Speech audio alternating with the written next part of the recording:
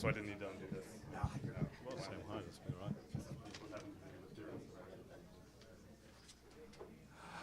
Okay, welcome back. Many familiar faces. Great to see you're coming back again here. So it seems to be coming again. Popular event. All right, great to see so many familiar faces. Okay, today it's my pleasure to introduce Thomas Baker. So Thomas is somewhat a new addition to UVIC. So he started in September 2020. Right, and he's working on quantum computing.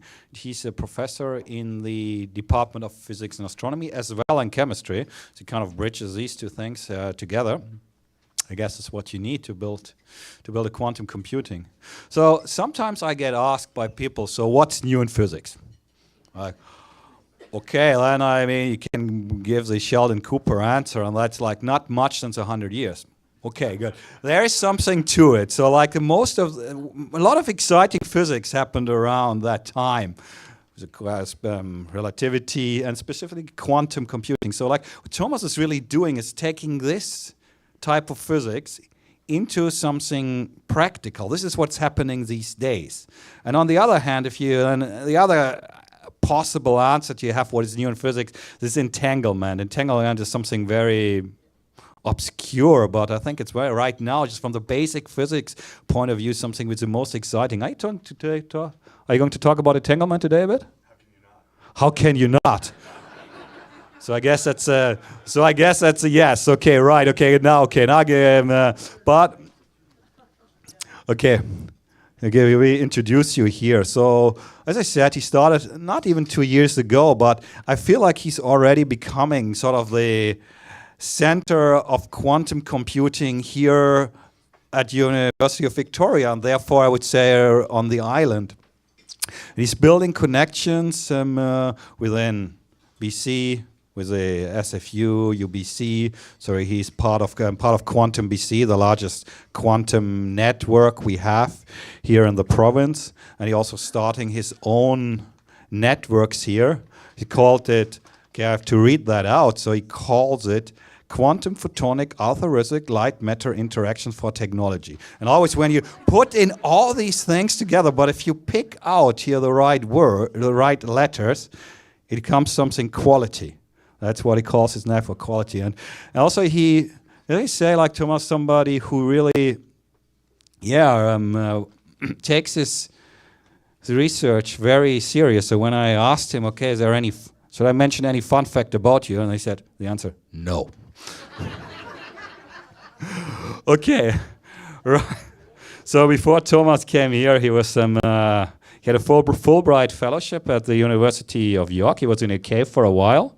You have a history with Canada. It seemed like before that you was at the University of Sherbrooke in Quebec. And very happy to have you at UVIC and very happy to have you here. So please, take the stage.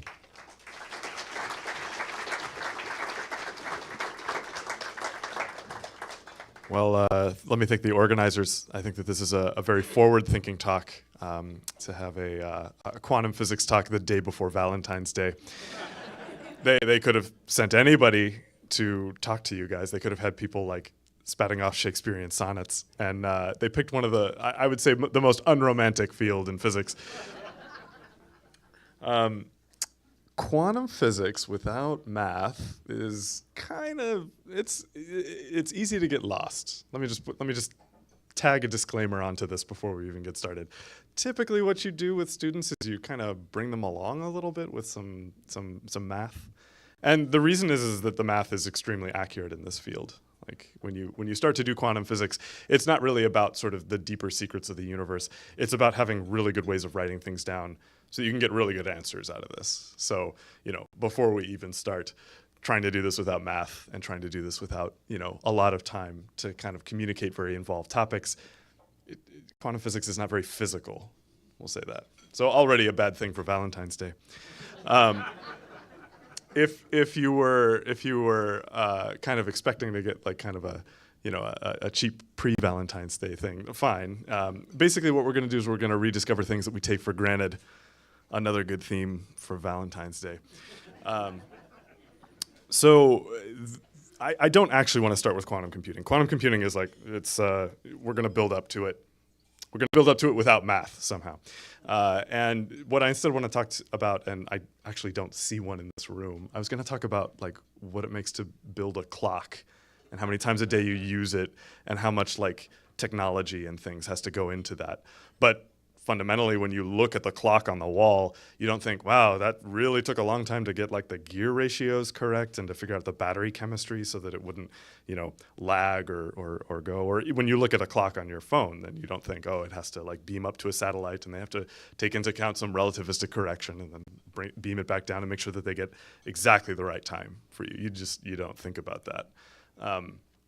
Condensed matter physics is the field with the worst PR department in physics. You probably came here tonight and you were like, what is this? This is not astrophysics. We do not have fun Hubble Space Telescope images. This is not particle physics, where we can tell you that we're probing the deepest secrets of the universe.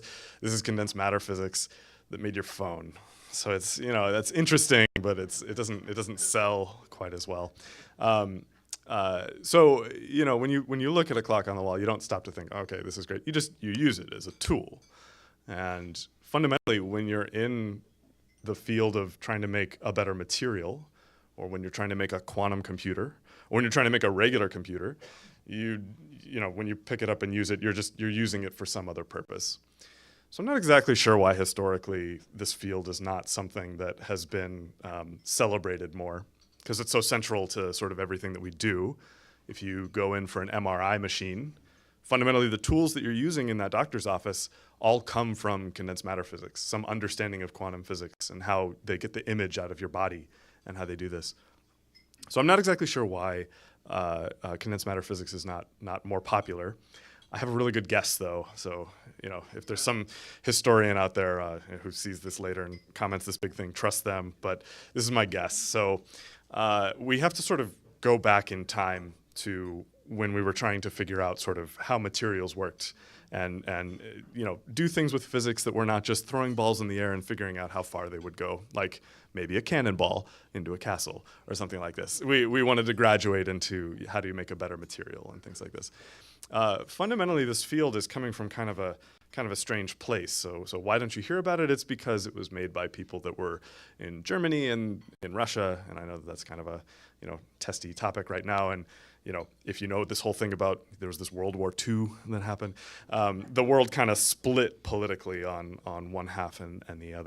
So here in North America, we tend, as we do, which is a fine thing to do, we tend to want to sort of celebrate what we were doing. And so if you're Edwin Hubble and you're observing the redshift at an observatory in Southern California, then that's a great thing to get into.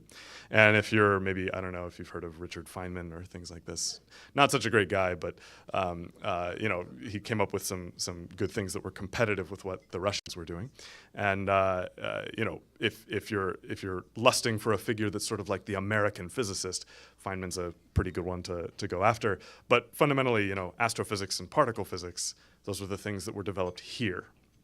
But there was this split of German physicists that came over here, and it sort of spawned this renewed interest in doing materials. And it's really strange that we don't appreciate condensed matter physics more, because essentially our investment in condensed matter physics to make the transistor and then to make the computer is the thing that won the space race. So the Russian physicists were trying to do everything analytically, and they didn't have as advanced computers as we did over here.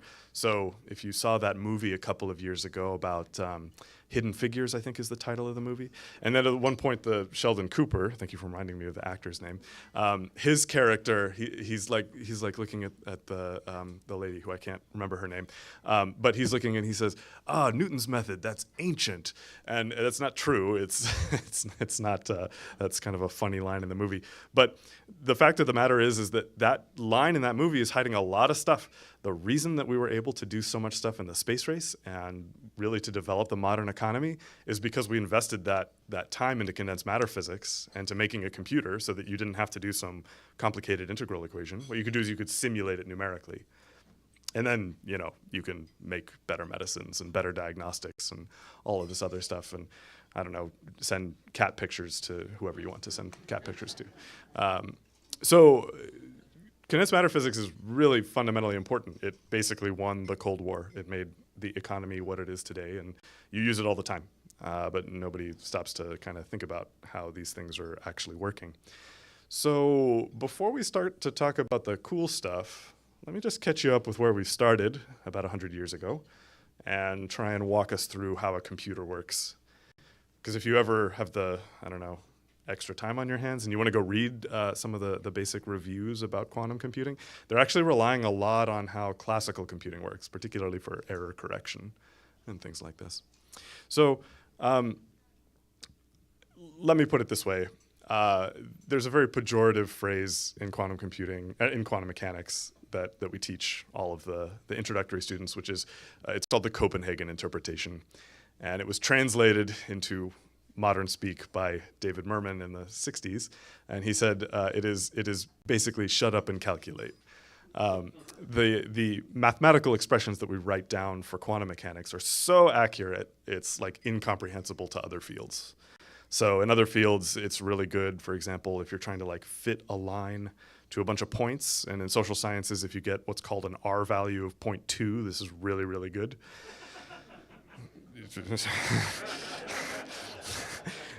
You've been fitting curves, haven't you?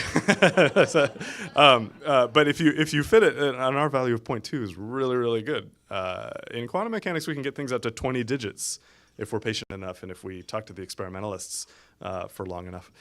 So really, it's a whole different ballgame. It's like, you know, you can basically get the thing perfect if you understand everything about this. Now, the price that you pay there is that you get very specific about the questions that you're asking, so you don't sort of have amazing predictive power in a broad sense, but for a given experiment, for some conditions, you can predict things that are basically exactly what you would measure if you were an experimentalist, which I'm not. So we trust quantum mechanics so much that we just use it to make new technology. We don't often spend time trying to figure out like why things are entangled or trying to picture them in a better way. Sometimes students will come into my office who are looking to do research and they're like, I really want to understand the deeper mysteries of the universe with quantum mechanics. And I'm like, there's a philosophy department across the campus. They're really good. I don't do this. We want to compute things. We want to get things right so that when you go out and you measure them by people who are smarter than me, then you'll actually get the right answer. And that's a broad spectrum of people that has people working on superconducting stuff, like Tobias, or there's people that are out there who are trying to basically use chemistry in order to make better medicines. And if you're able to simulate the quantum interactions that are going on there, then you'd be able to make better medicines, which it turns out that this is a very difficult process. So I'm in the Copenhagen interpretation camp. I shut up and I calculate, except for tonight when I'll talk. So what we want to do is, at the end of I'd say the 1950s, we had enough that we could manipulate electrons in circuits. And we wanted to use this to perform better computations. There were some early indicators that computers were going to be really good and profitable if you're looking for a profit motive. For example, the code breaking in World War II really took off. We came up with really good mathematics to describe how uncertain we were about messages that we were receiving. This will play a role later. But the idea is that basically, if you saw that other movie a couple of years ago, The Imitation Game, where Alan Turing had this big thing that was moving so that he could break the German Enigma machine, another example of computing being very useful. And so the idea was, well, we better make these computers, otherwise the enemies are gonna take over and bad things are going to happen. So we need computing. That's something that we absolutely have to do. Around the 1950s, I think it was in 1956 or so. No, 56 was superconductivity, so a couple of years before that. There were some people at an American lab called Bell Labs, and they came up with what we know now as the transistor. The transistor essentially takes an electron and it boosts the signal by quite a bit. Without it, you can't really detect things in circuits. So the actual way in which you go about understanding how to make these transistors is really involved and really complicated. I'm just going to say that there's some way that you can arrange materials. You can sort of guarantee with your quantum mechanics equations that it's going to boost the signal. That's all we really need to know. Original computers, though, took up entire rooms. So like, the ENIAC computer, which is the one that I always show when I give a talk that needs visuals, that one takes up a whole room. And the fun story that I heard from someone, which I wasn't around then, so I don't know if this is accurate, but when they had a heat sink problem and they couldn't identify which heat sink to go, they'd take a hot air blow dryer, remove one of the panels, and then they just move because it was running, and then they'd move the hot air blow dryer so that it would sort of selectively heat up parts of the computer, and then where the computer shut off, they knew, okay, that's the heat sink that is wrong and doing this. So you don't have to do this now with your modern computers. This is just something that we handle for you, and that's the progress that you're used to. So obviously you can't have how did you get from like something that's in a whole room to something that's in your pocket? And to boot, the thing that is in your pocket, in your cell phone, that is way more powerful. It can perform way more computations than the ENIAC could. So things got smaller, but they also got more powerful. This is something that's known as Moore's law. So the size of the chip would shrink every 2 years, and things would, the computational power would double. And it turns out that there's a lot of engineering that has to go into this that is also related to condensed matter. So, but fundamentally what these chips are doing when they want to make smaller computers that are more powerful, they just want to move electrons around. So if you've ever seen those pictures of chips and they have kind of the lines of wires that are moving, then they just want to move the electron around on the chip. And we have ways of engineering things that will store charge basically for centuries. So some capacitor with a time constant of centuries. And this can be used to then just store information. So if the electron is there, it's on, and if the electron's not there, it's off. So you have a single bit of information that is sitting there. The actual engineering tricks that need to go into this to actually make this work, that's a lot. It's something called photolithography, and they basically stack chemicals that they know will react with UV light in a particular way. And then they have something called a mask that they hold over it, and it will burn off selected parts of the chip, and then you can let it freeze over or solidify, or however you want to think about that.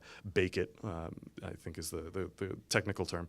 But then you can let electrons flow across this chip. So you can make these things very, very small. So as computing comes into the range where you can actually put it into your house and plug it into a wall socket that would actually do this, then you can make computing software and things like this. But it's all fundamentally predicated on how well you can move electrons around in a chip and how well you can detect the signals that are coming out of that. So there is a limit to sort of how small you can make your computers. And before you even get to the limit where you sort of can't go lower, like the atomic limit or the molecular limit in some cases, you run into a very serious problem, and this was run into in around 2000, 2005, and that's one of heat. Not necessarily that there's a firm amount of heat, but one where there's an amount of heat density, so some sort of energy that you need to dissipate across the chip. And this is a problem because if you make it more powerful, then you'll get a power density that is equivalent to the surface of the sun. And so you'll melt your chip. And you don't want this to happen. So if you've ever been working on your computer, then you don't want your computer to melt. That would save often, but don't have your computer melt.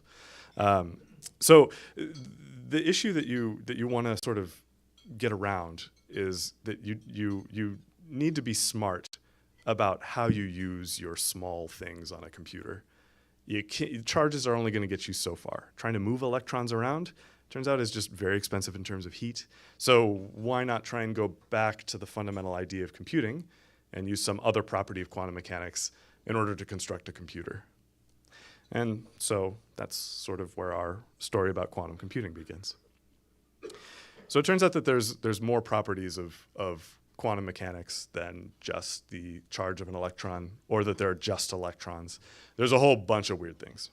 And Toby said that there's something called entanglement, which maybe you've heard of. So it's a little bit difficult to describe. So my mechanism for doing this is sort of the experiment that demonstrates it. And that is if you take a slit and you try and shoot a wave through it. So if you go down to the ocean or the shore and you look at maybe two parts where the things are very close together, you'll notice that the wave will go in, but then it will spread out on the other side. And this is a characteristic feature of a wave. If you just had particles that you were shooting through, like picture shooting little Nerf gun things through the slit, then they would just go in straight lines. And it turns out that you can arrange an experiment where you can actually see whether something is a wave or a particle, and that is what you take a slit. I think maybe the original version of this was that they were trying to figure out how tiny light can be, maybe. I don't know. I'm not exactly sure why they originally did this. But they made a very tiny hole, like a little pinprick, like you'd look at a solar eclipse through. And then you can shine a light on it, and you can notice that it spreads out and that there's a diffraction pattern. And so that means that the thing is a wave. And so we take this for granted. Light is a wave, and that's how things are. It's a very interesting thing that happens when it is no longer some laser beam that you're shooting through this, but instead you have an electron. So something that you think should be a particle, but when you shoot it through the slit, it looks like a wave on the other side. Fantastic result. Confuses the students every time you tell them. Maybe confuses you. That's okay. You can even do this with something bigger than an electron. You can do it with what's called a buckyball. And I think that's the biggest one that I know of that they've done it with. So a buckyball is 60 carbon atoms in a big cage. That looks like this. You can send that through a slit, and you still get a diffraction pattern. Right? So fundamentally, everything that we look at on a very small scale has waves that take averages, and that's kind of a mathematical concept, that look like particles. So there's this particle-wave duality that happens at the quantum scale. So what that means is that there's an opportunity not just to say the electron is there or not there. You can also have a situation where the electron is kind of there. You can have some sort of superposition of states for how things are working. So not only can you have a superposition of states, there's other properties of the electron that you can use in order to construct a computer. And one of those other properties is what's called a spin. And it's a misnomer. It's almost kind of a joke. The electron is not actually spinning. That would be a way to make the resulting thing that would interact with a magnetic field. But it turns out that this is just an internal inherent property of an electron, that there's not really a problem with having the electron sort of coupled to a magnetic field. So what it means is that the electron, if you were to sort of freeze it in space, and you were to apply a magnetic field, just like you'd take with one of those bar magnet kits with the north and the south, and then you bring the magnet close, and then it twists, and then everything's great. You can make the spin moment of an electron, which is sort of like a magnet, flip and reorient in some other way. But that can also exist in a superposition. So here's sort of the big idea. Here's what you want to do on a quantum computer. Here's the original idea that you might want to refashion some sort of computer after this. What you want to do is you want to take those bits of information on the classical computer. So you put electrons in certain places, and those constitute the bits, and you want to replace that with the orientation of, we'll call it in general, a qubit, a quantum bit. And so the easiest way that I think to think about this is if you just have a single electron, you can somehow control that. I'm not an experimentalist, but somehow if you could, then you can take it and you can arrange it in some sort of superposition, and that superposition would correspond to some number that is sitting there. And this is the basic idea. This is what we're trying to chase after in this field. If you can somehow manipulate all of those quantum mechanical effects in some way, then it's possible that not only could you compress all of the bit information that you have on the classical computer, and you can represent it in a much smaller space on the quantum computer. Let me give you an example for why you want to arrange these things in a much more efficient way on the quantum computer rather than the classical computer. It turns out that we can't solve very large quantum mechanical systems. This is something that you just naturally run into in a quantum mechanics class. The scaling of the mathematical objects that you need to write down are something that are called exponential. And so the one that I think is the easiest to hear, like, what is an exponential? Like, what does that actually look like? There's that old story about somebody like put coins or pennies or something onto a chessboard, and they said double them every time. That's an exponential relationship. And then you discover that by the time you get to the end of the chessboard, that you would have more coins than the entire world or something like this. So exponential things are bad for us tonight. They can be good. But if you have something that's exponential, you're not going to be able to simulate anything. You're not going to be able to make batteries. You're not going to be able to make medicines. You can't really do much with that.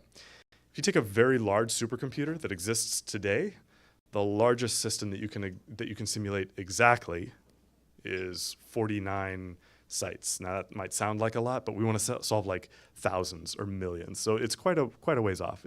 It's not a number that is large enough that you'd be able to actually simulate things that would improve modern life. You need some more help. So if you had this ability on the quantum computer to replace that big room of supercomputers, and then you were able to do something like compress it down to a little chip that exists, then maybe you'd be able to actually solve these problems. So this would be pretty fantastic, right? This would just be a good thing to have happen. Spoiler alert, it's more complicated than that. But what we want to do is we want to try and at least set up this device and then see how it works. Okay, so let's talk about some of the basic building blocks here. So in my group, we have a pretty wide mandate for what we work on because we're fierce.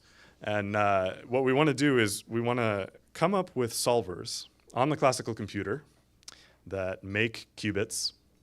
In other words, you could simulate what the materials would need to be in order to create the qubit. And then what you can do is once you have a couple of qubits constructed in a lab, we can also simulate how a qubit network would work out. And so if I have a couple of qubits that are all networked together, how could I sort of make them coherently move in a way such that it would solve the problem? And then one step up, we also want to simulate how quantum error correction would work. So it turns out that you guys have a very intimate understanding of what regular classical error correction is about. If you remember back in the early days of cell phones, you remember like a lot worse cell phone quality, right?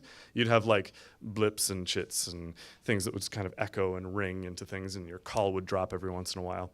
Turns out that one of the reasons that cell phone quality has gotten much, much better over the past 20 years is that not only has the technology gotten better and we've sort of hyper-tuned all of the stuff in the cell phone that would actually send and receive signals, but the other reason is that we've got really good error correction techniques. The other place where you would see error correction in your day-to-day life is when you go to a grocery store and you want to scan what the price is. When the barcode is red, there's something called a Reed-Solomon code that is going on inside of a computer somewhere, and this makes it so that basically you're always going to get the right price. There's no possibility of it having some, or there's a very small probability of it having some error when you actually scan the barcode. Quantum mechanics, because it's so noisy, desperately needs some sort of error correction scheme. There's no way to get around it. The current quantum computers that we have, and you can actually make a lot of these things, but current quantum computers that we have require essentially, we can make thousands of qubits, but then they require some sort of error mitigation scheme, which is slightly different.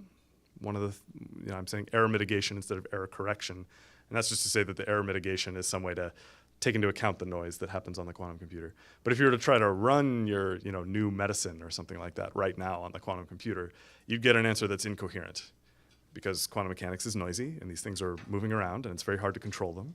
And what you want to do is you basically want to come up with some scheme in order to make it so that you can actually hold something for a reasonable amount of time.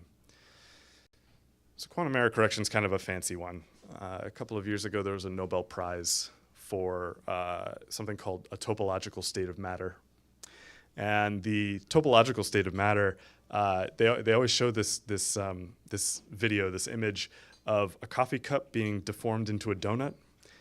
And then they claim that this is topologically the same state, essentially, so that your coffee cups can turn into donuts, depending on what you want.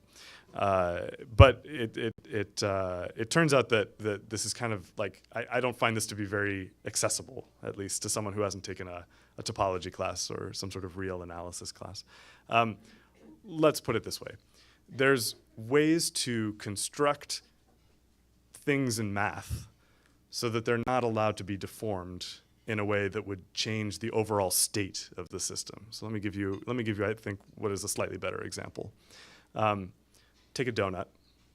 and pretend that there's a string tied around it. And in math, you're allowed to just kind of make rules arbitrarily, so don't let yourself cut the string. But you can move the string all the way over the donut. That's fine. That's an allowed operation. We can essentially do the same thing on the quantum computer. There's a couple of steps there that I'm missing. There's a lot of kind of math that's happening there. But essentially, you can arrange your qubits in such a way so that you can always correct them so that they have the string around the donut. You're not allowed to break it, essentially. So there's really, really cool and really kind of advanced ways of preparing these quantum computers so that they would need error correction. But if you're, to preempt one question that I normally get, if you're looking for what do we need in order to make quantum computing a reality at this point, it's that error correction. We would need some way in order to actually, generate some string on a donut so that we can actually hold information on the quantum computer. So fundamentally, the only thing that we can use quantum computers for right now is very quick circuits and circuits that don't require you to hold information for a very long time. So very quick things that a classical computer can do very easily. You could boot up a classical computer and write maybe a 10-line code and do what a quantum computer cannot. So congratulations. There's one other thing that we do in my group that actually has sort of had a subtle influence on all of your lives over the past 10 years. And that is, how do you actually use a quantum computer? In other words, how do you program something into the quantum computer so that you get a useful result out of it?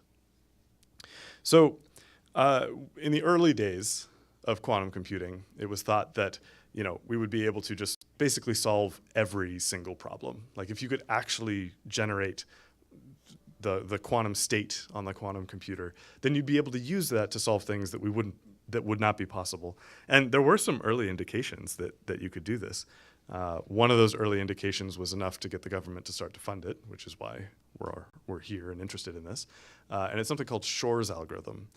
So when you're sending a message on your cell phone from one person to another, there's some encryption that goes on. There's some way to put all the information into in a particular way, such that you get the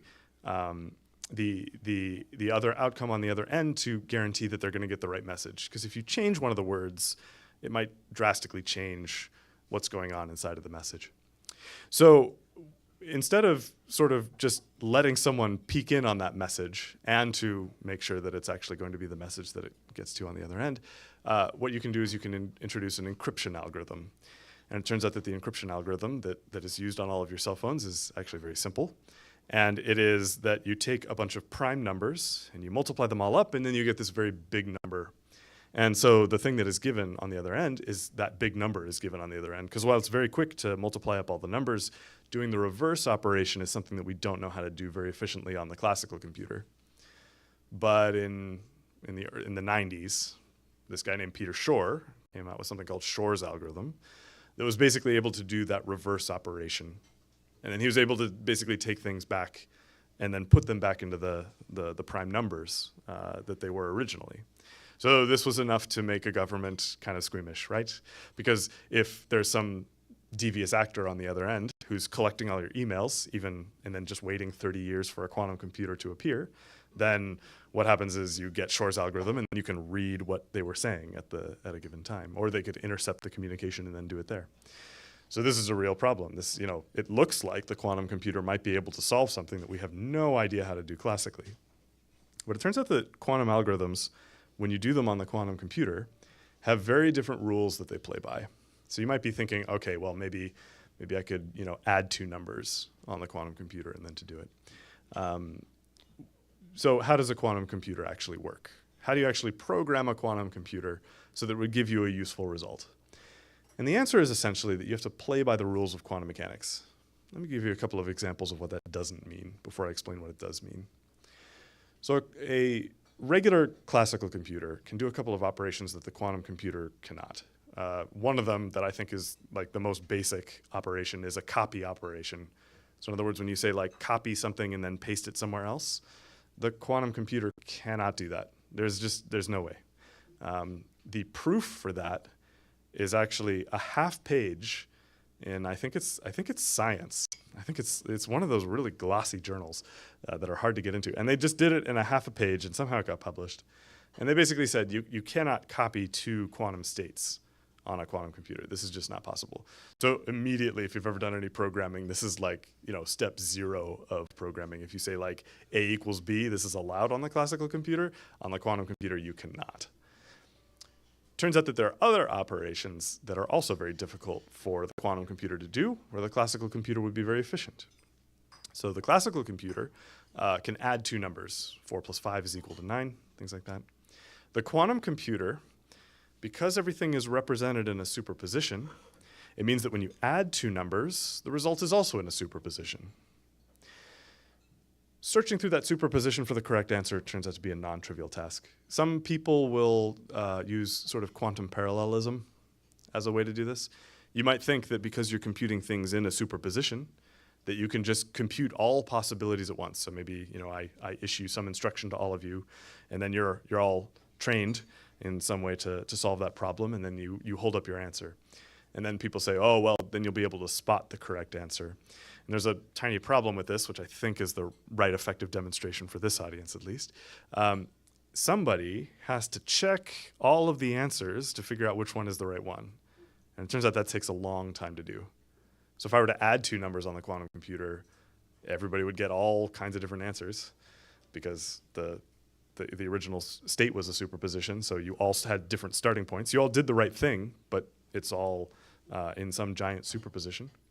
And then somebody has to go through and check. And in order to check, I cannot just do what I do classically and copy the information and then say, okay, that's what this one had, that's what this one had, that's what this one had. I have to collapse the wave function. So in our little analogy of what's going on in here, what that would mean is I would only be able to see one person at a time, and then I'd have to reissue the instruction. Everyone would have to redo the computation, and then I'd have to measure the result again, getting only one person. We'd have to do this a lot of times in order to do this. So that's something on the quantum computer that's called a full tomography, and I'm even simplifying that because all of you would be in some superposition. So you would just give some probability of having been in some position. And immediately the thing is very, very complicated. So this is a bit of a conundrum. Like, how do we actually use the quantum computer to actually get something that would actually be useful? You're obviously not going to program like a quantum Facebook. Or, because it's Valentine's Day, you're not going to do, okay, Cupid. That's, yeah. I worked hard on that.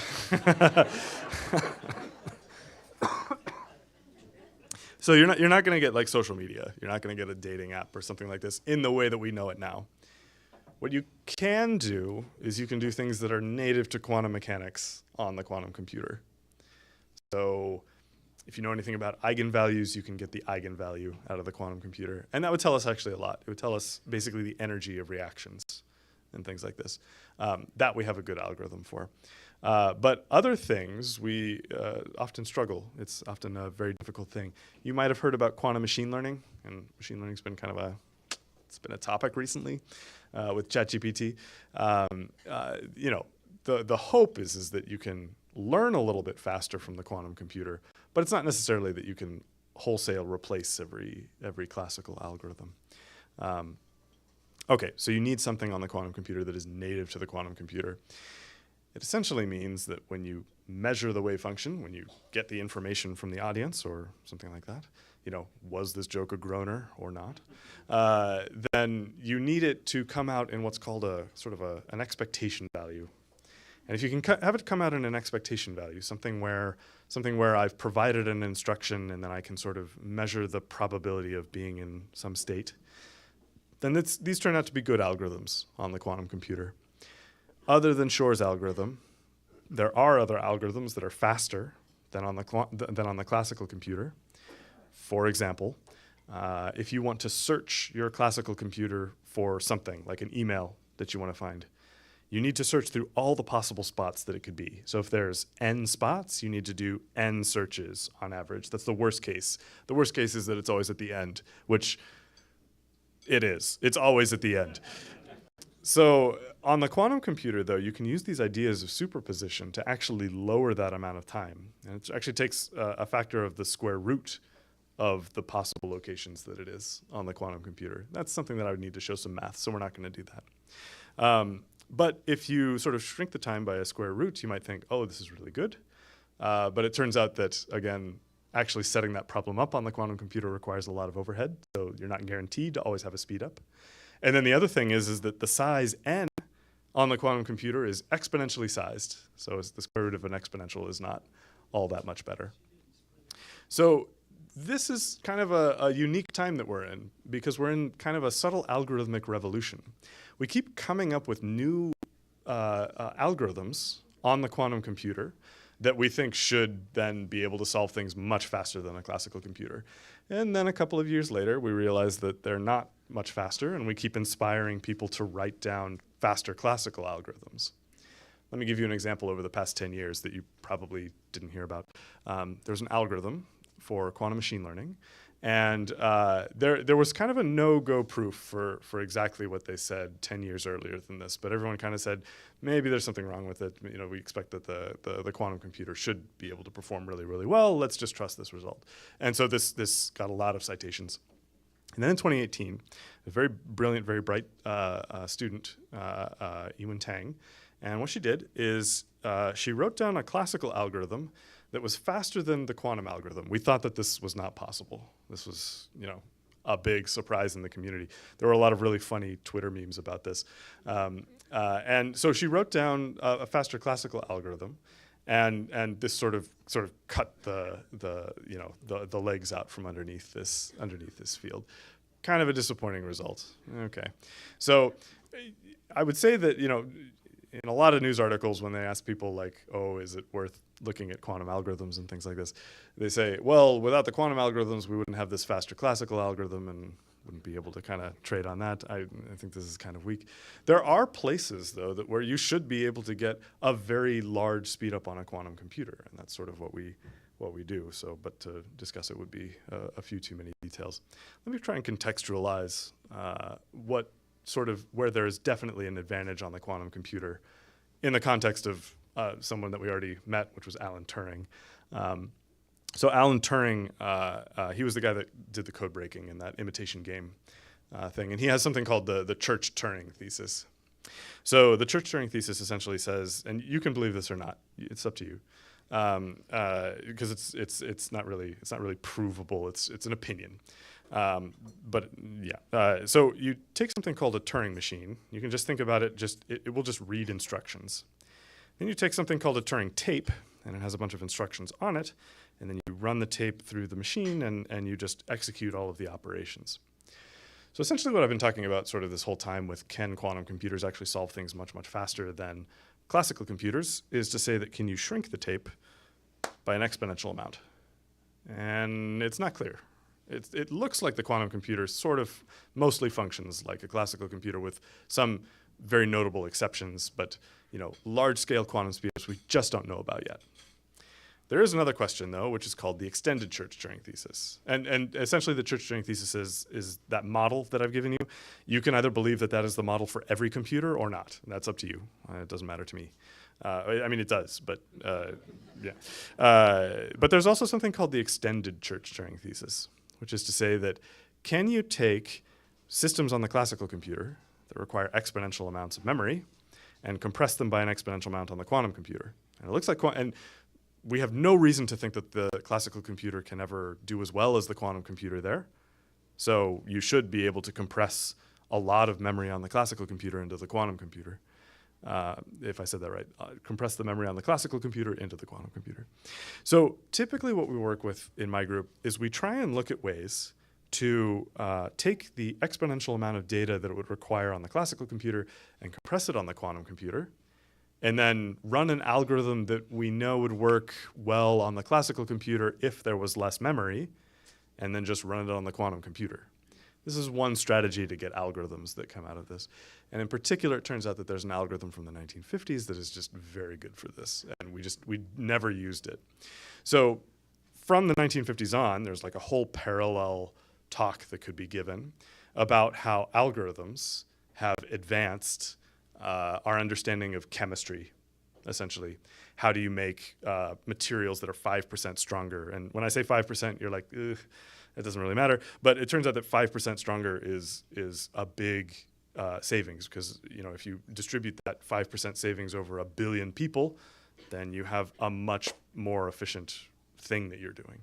So if you take the quantum chemistry that has happened over the past 70 years, you've been able to get things like batteries that are small enough to run your cell phone.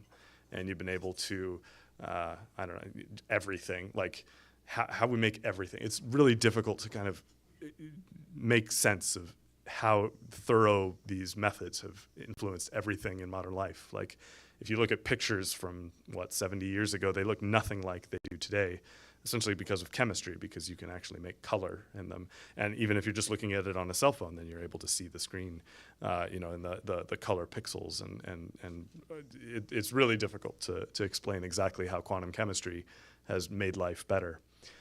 But the idea is that if you could take the exponential amount of data that it requires on the classical computer to describe these quantum chemistry systems, and you could put that onto the quantum computer and then have an efficient algorithm to solve it, then you'd be able to actually simulate just about whatever you want, but unapproximated. So for the past 70 years, we've had to approximate our quantum chemistry. And the hope is that if you have the quantum computer that can exponentially compress all the data, then you'd be able to run better quantum chemistry. So I have no idea how I'm doing on time. 10 more minutes. So I guess it's time for questions. Thank you for being such a great audience with all that quantum mechanics swept under the rug. But yeah, thank you.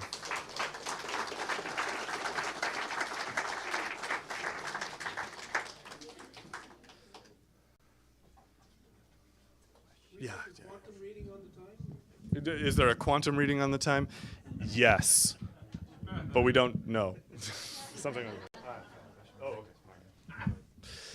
All right, so questions. Okay, you see someone?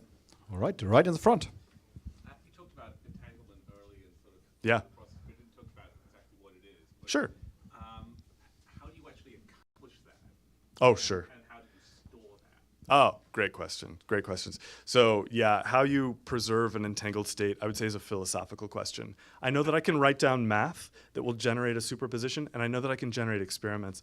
In my view, we don't really have an experiment that can really distinguish between how you form an entanglement. What I can do is I can describe it in terms of information theory. So we're totally uncertain about what the state of the quantum system is. That's just a fundamental fact, fundamental feature of what's going on. What we are certain about is how uncertain we are. So it turns out that... Sounds like Valentine's Day. Oh, yeah, no. Good. Yes, that is Valentine's Day.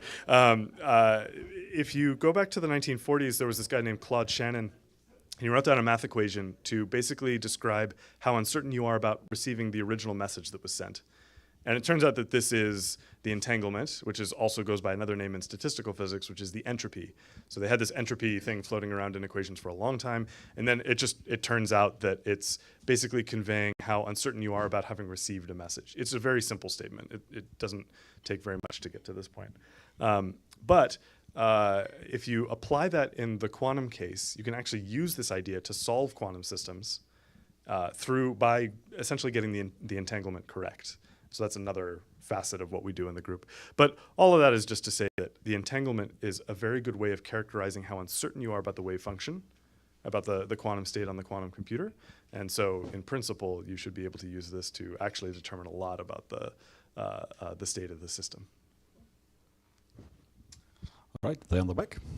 I hope this isn't too esoteric. Back in the old days, Sure. we used to attribute, magnetism and magnetic properties and stuff to the spin. Sure, yeah.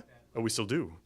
But you suggested that sort of the classical notion of spin, a spinning charge giving rise to magnetism, it's not what you think of anymore. Is there a physical construct for it, or is it all mathematics now? Let me elaborate on that point. So the question is essentially, how do you, I described the electron as spinning, or I made allusion to that the electron was spinning and that it gave rise to the spin.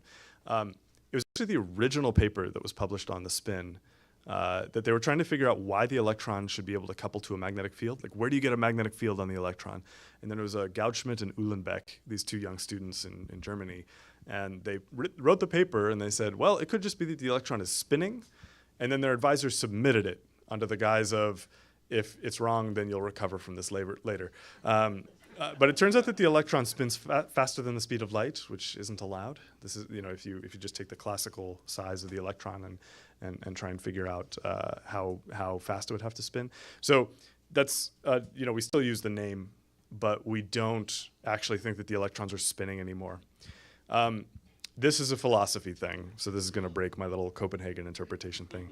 But there was an article in 1986 by this guy Ohanian, who's a pretty trustworthy guy because he wrote a very nice textbook on quantum mechanics.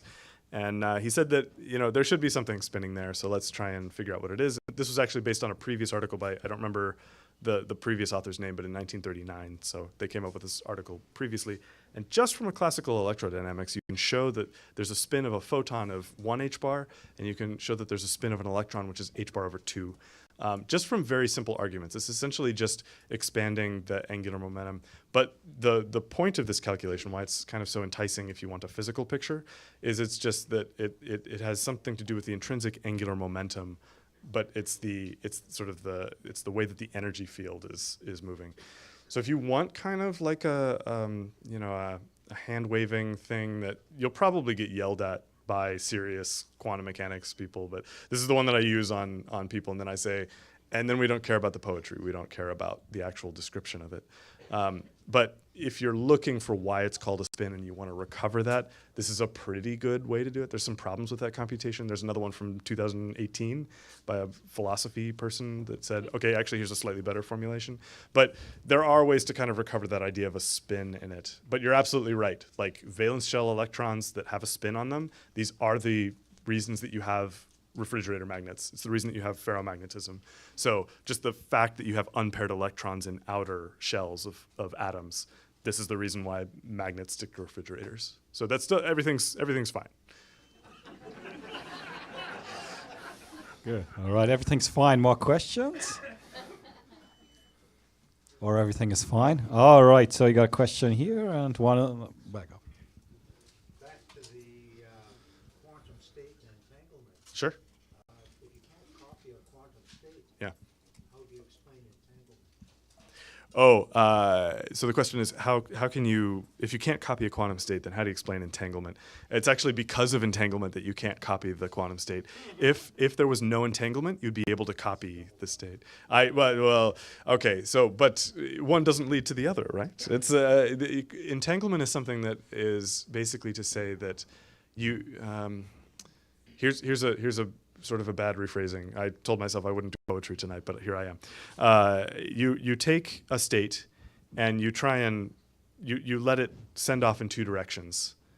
And it turns out that there's something that you can determine for certain about those. So the classical setup is that, like, if it's Alice and Bob, then if there's something that decays in the middle of us, then one person will be able to measure it, and then basically to preserve symmetry, the other person will know exactly what they're going to get, even though they haven't measured it before. Or as soon as he measures, then I know what I'm going to measure.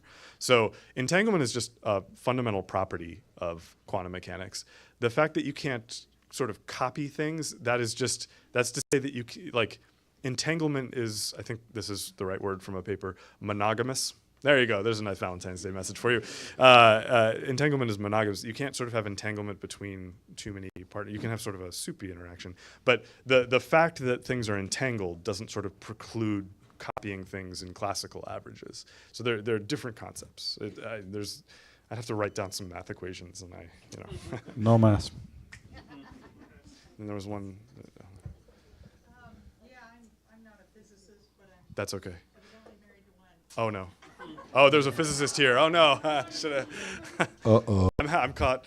Yeah. So, just from a practical standpoint, your group doing Sure. the work that you do, I'm Sure. just curious, how much time do you spend on software versus hardware? How much time do we spend on software versus hardware? I am such a liability in a lab. I would catch something on fire or something.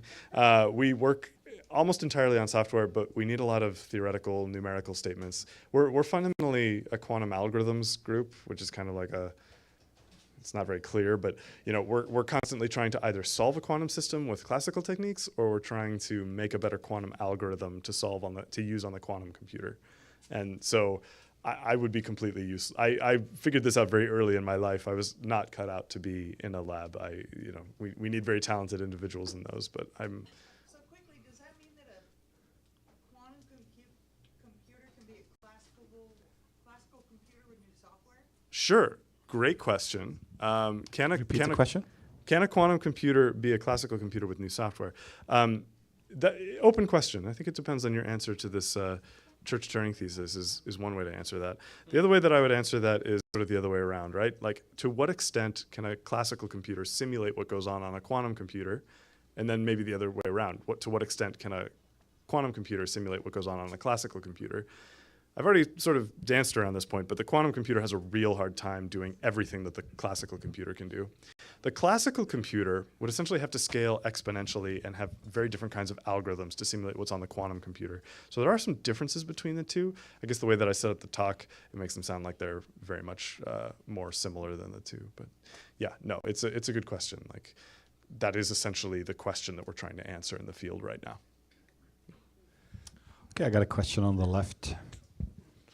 Given the title of your talk, I was really coming here with the hope Sure. that you would be able to tell us if a quantum dating app would enable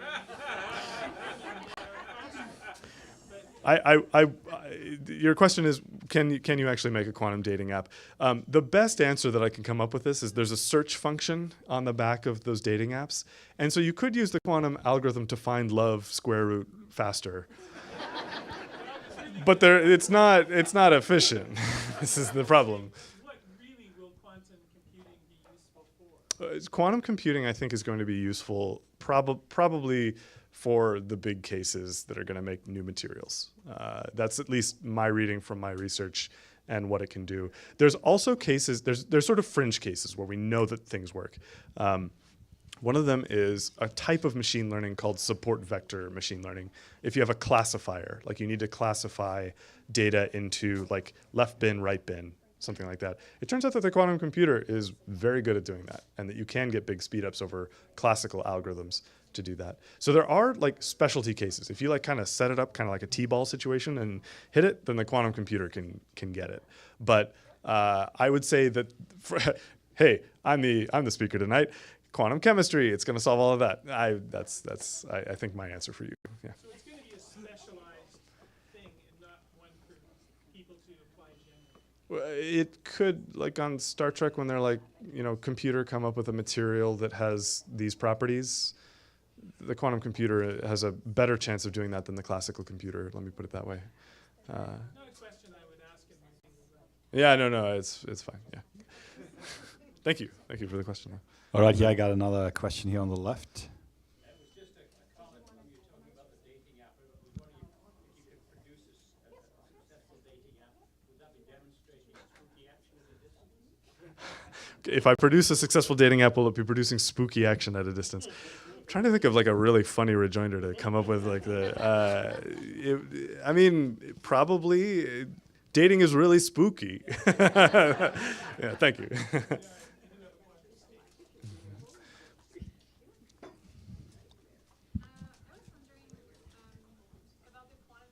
Yeah. Can you determine the number of quantum states, or is it limited amount?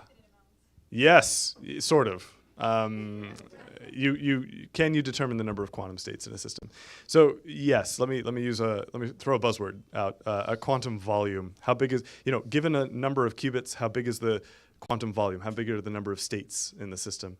And it turns out that you can, on a finite system, determine how many states there are, and it's an exponential size. So for a qubit, bit means 2, then you can have 1 or 2 that are there. And so it's 2 to the power of the number of qubits that you have. And that is the number of states in the Hilbert space, or the quantum volume. Good question, though. Huge.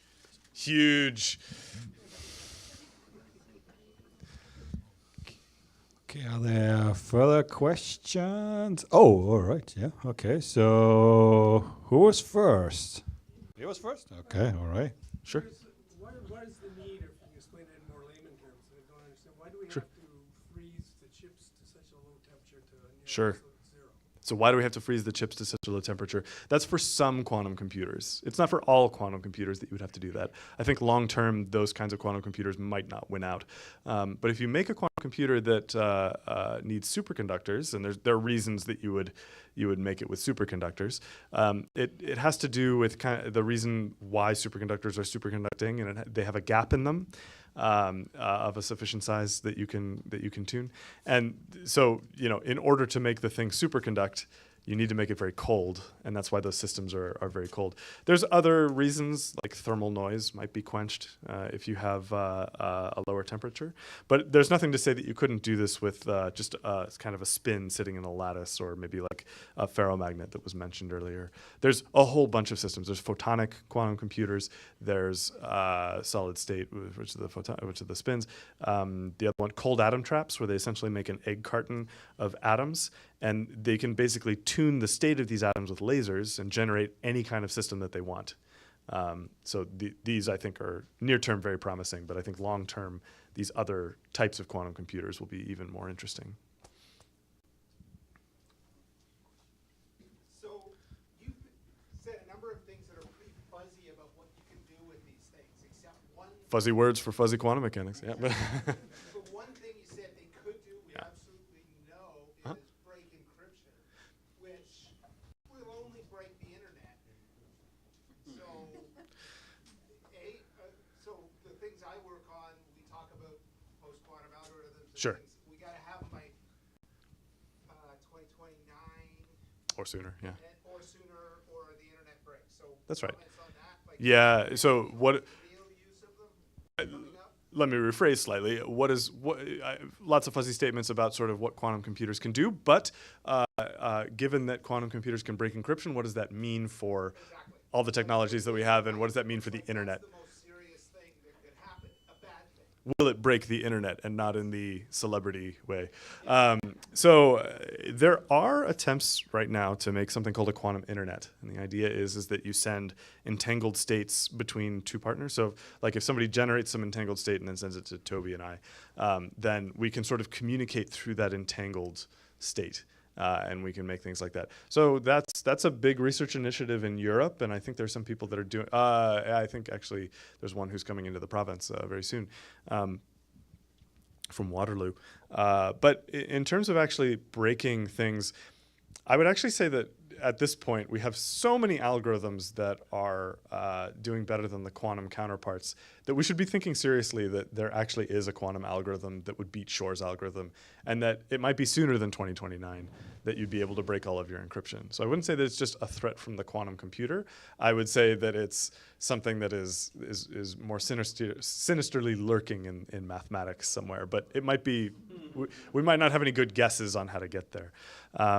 In terms of like whether this is just gonna create like a post-internet era where you just can't trust anything on the internet, could be, but I don't. I mean, well, we're already there, right? But I wouldn't. I mean, you are a little bit more qualified to say this, but some of these sort of post-classical algorithms that we have in order to encrypt data on like high-dimensional lattices and then trying to minimize basis vectors and things like this, these are really tantalizing. There's got to be a simple algorithm to check that is harder than the quantum computer can compute efficiently.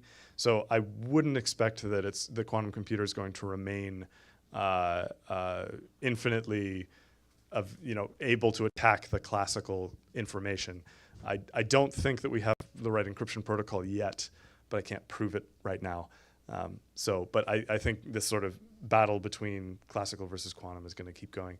What they have done, I think I heard this correctly, that in the 5G wireless signal that they increased the number of bits or something that are encrypted that were required to be broken, so that near-term quantum computers would not be able to break it as efficiently. But obviously, with a long-term outlook of quantum computing, and I would let me put it this way: there's a very technical issue that we would have to overcome with this quantum error correction, and that will be longer than 10 years, I think, unless we have a really good idea in the next couple of years. That is going to prevent big-time quantum algorithms from breaking everything. So we have a little bit of time to work this out. I've got a far more prosaic question. I've always wondered what a quantum computer actually looks like. Is it like a desktop computer, or is it more like a fusion reactor? The superconducting quantum computer that was mentioned earlier, it actually looks like a big upside-down jellyfish. It sort of looks like a layer cake, but you turned it upside down. And then the actual quantum part sits at the bottom, but basically every layer of the cake has these rods that are carrying whatever is cooling that chip. So you could think about maybe liquid helium, or if you have a really good superconductor, but liquid nitrogen maybe in theirs or in this. So I'm not a good chemist. I just know how to compute it. So they look like sort of an upside down layer cake. For the cold atom traps that I mentioned earlier, it's just the near field of a laser beam where it turns out that it's very corrugated. And so they're very small. It's not like rooms full of stuff. To scale them up, to do the superconducting quantum computer and to actually scale it up, that would require quite a bit of space and cooling power, but in general, they're very small. It's in a lab. It's not something Oh, yeah. you're, moving around. No, having like a quantum computer, like it has to be you're right, it has to be in a lab. Having like a watch with a quantum computer on it, that's out of our abilities right now. That's way more than 10 years. That's a lot longer. Yeah, my kind of question is the same idea. That how many of these quantum computers are out there, and are they owned by governments and universities, like I can't go to Apple and buy one, so That's right. So who makes them? Sure. So the question is, where are the quantum computers made? How many of them are out there, and are they going to get me if I get that right? And where can I buy one? Which is nowhere, unfortunately. You can make your own. It wasn't too long ago that I heard someone got really angry because they had some government funding from the U.S. and they were told not to entangle more than 9 qubits together. They thought that this was going to be like Shor's algorithm, but it's not. You're fine. So it is universities. I know that the University of British Columbia is trying to make a photonic-based quantum computer right now, and they actually brought this like big briefcase. Speaking to the size of this quantum computer, it only had 2 qubits, so it's not going to do anything serious. It's not going to like reach out and grab you and pull you in or something like that. But it was a big suitcase. It was like a full carry-on luggage that they brought in. But then they showed that it demonstrated the entangled state from the photons and things like that. So you're right. You can't just go into Apple and buy one. But Apple is investing in trying to basically make a quantum computer that would then be able to be used as a subroutine for classical computers. So a lot of the time you have to set up a big classical computer that has to control the electronics that would control the quantum computer. And there's these various platforms where you do that. And so, yes, there's a whole bunch of labs that have these. The government probably doesn't have much better of a quantum computer than we know about. Let me put it that way. Like, they have not solved quantum error correction. They're probably not breaking the internet. To do that would require a lot of technological information that we would probably hear about before they got to it. So we would hear it.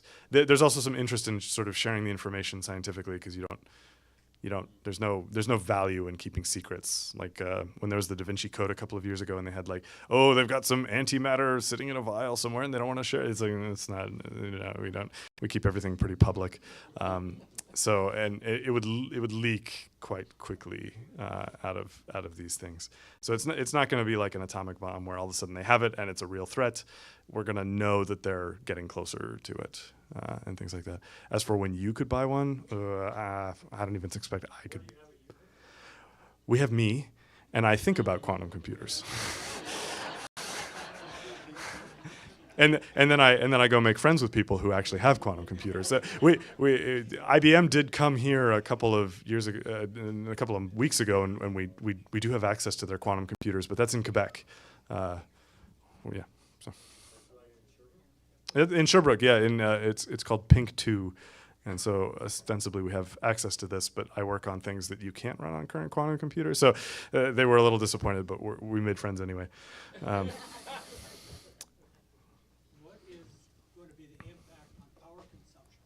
Oh.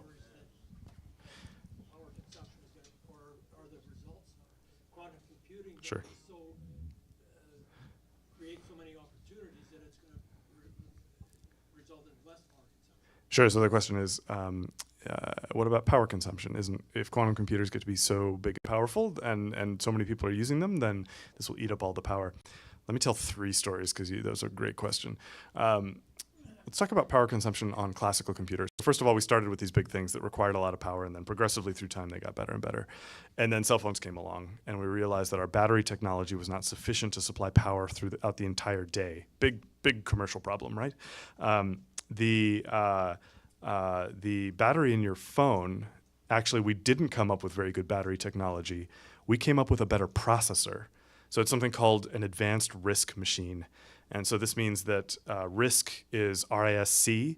It means reduced instruction set computer, as opposed to a complex instruction set computer. All the computers that you have for your desktop, these are probably complex instruction set computers. If you have the new Apple computer, these are the ARM, the reduced instruction set. And it turns out that when you just change the computing paradigm, I'm not totally familiar with why they chose the complex instruction set over the simplified instruction set. Let me give an example of what that means, though. The complex instruction set says, I want to add 2 numbers together. So I issue one instruction to the CPU, and I say, pull the 2 numbers out, add them together, and then put them back into the memory register. You know, several operations in one instruction. The RISC machine, the reduced instruction set, has to issue those instructions separately. So you might think that that's just like a huge overhead and it would increase power consumption. Turns out it cuts it down by about 50%. So in the previous summer, how long has that been? 2 summers? CERN had to shut their computers down because the energy source from Russia, when the European Union said no more, because of geopolitics. They said, we're not going to get power from you anymore. So they didn't have enough power. And so to save it, they shut down their computers.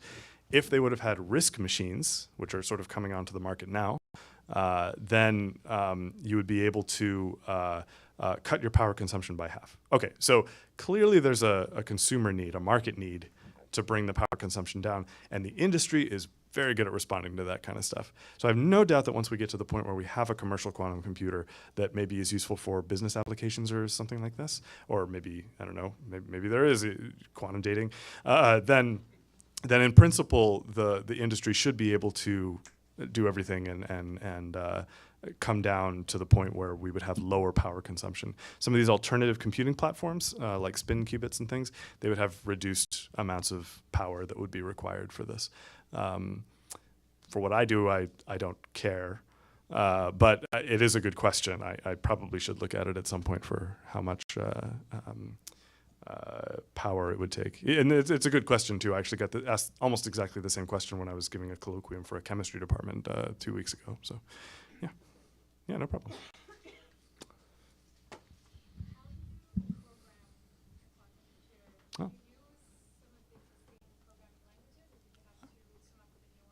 Oh.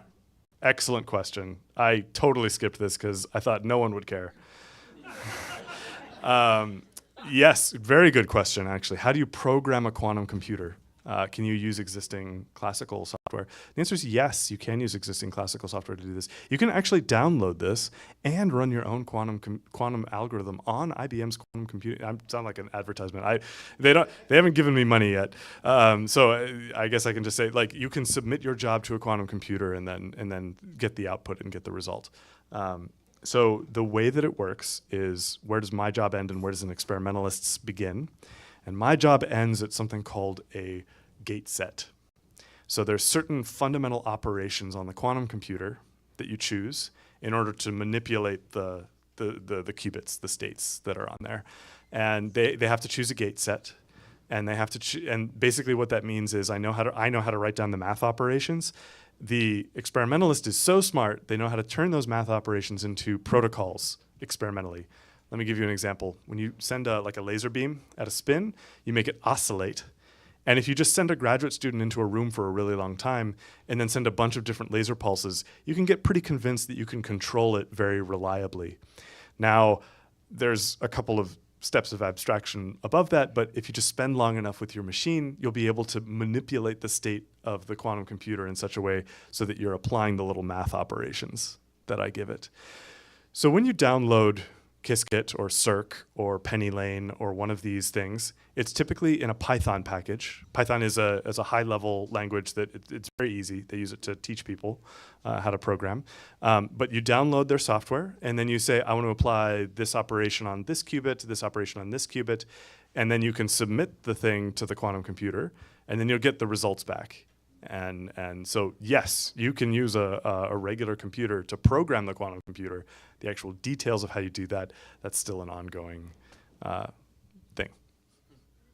Yeah, thank you. Okay, do we have more questions? Shall we say last call for questions before we wrap that up here? Okay. Well, okay, I guess I have a question for you then. Please, yes. Yeah, so, I mean, it kind of pissed me off here. I mean, Oh, really? yeah, Oh. of course. I mean, he said, okay, superconductors is not going to be the technology which is going to win the race for the quantum computer. So, I guess a twofold question: why not, and what will be, which technology would you bet your money on? Okay. In the near term, cold atom traps, I think, are winning. That's just my opinion. Boo. But they don't scale well. But you can simulate basically any system. So these really fancy ways of doing error correction, this is a possibility on a cold atom trap, and that's where the rudimentary demonstrations are going. Long term, though, probably organic spins are where you'd want to get to. So they often talk about organic photovoltaics, like organic solar cells. These are just really cheap and easy to manufacture. A lot of the superconducting materials that we know about are, some sort of metal and things like that. Well, okay. Depending on what kind of superconducting material you're talking about. Unless you can break the nitrogen barrier at at standard temperature, it would be very difficult to, you can break the nitrogen barrier, but unless you can formulate a superconducting state at standard temperature and pressure, it'd be very difficult to justify the costs in cooling. Okay, well, Canadian winters get down to -30, and this is sufficient as it turns out. But yeah, I mean, superconductors are really, they're the most popular right now. If you run on IBM's quantum computers or Google's machines, you would be running on a superconducting based platform. These are really nice. We had a paper where we simulated what's called the fluxonium qubit for the first time. This made it into Nature Physics Quantum Information a couple of years, 3 years ago. That's very nice, but there are many design challenges that are accompanied with superconductors. I wouldn't say that any platform's a clear winner. Certainly if you had a room temperature superconductor, I mean, we'd do a lot of other things with it first, but quantum computing would benefit from it. So I would say your pick. You can, if you want the superconducting quantum computer, you're allowed to say it. Fair enough. No, I mean, okay, room temperature superconductor, we had that before here, and people here believe we see first life outside of Earth before we have room temperature superconductor. So, guess I can't win here. Okay, very, very last call. If we have one more question, I think I would take it. Otherwise, I would say we wrap it up. Alrighty. So, okay, again, thank you very much for coming, everybody. And I think it was a great talk. I enjoyed it very much. Thank our speaker.